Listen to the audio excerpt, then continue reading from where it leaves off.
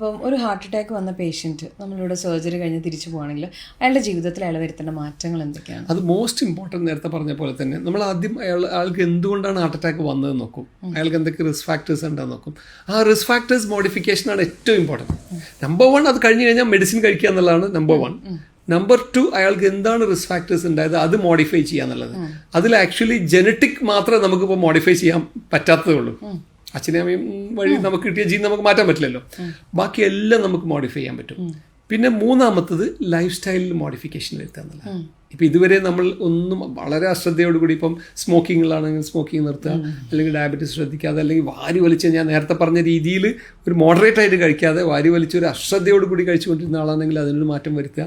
പിന്നെ തീരെ വ്യായാമമില്ലാതെ sedentary life സ്റ്റൈലുള്ള ആളുകളാണെങ്കിൽ അതിന് കുറച്ചൊരു വ്യായാമ മുറകളൊക്കെ അതൊക്കെ ഞങ്ങൾ അഡ്വൈസ് ചെയ്യും. അപ്പോൾ ആ രീതിയിൽ പോവുകയാണെങ്കിൽ ആക്ച്വലി പിന്നീട് വരുന്നത് നമുക്ക് നല്ലൊരു ശതമാനം പ്രിവെൻറ്റ് ചെയ്യാൻ പറ്റും.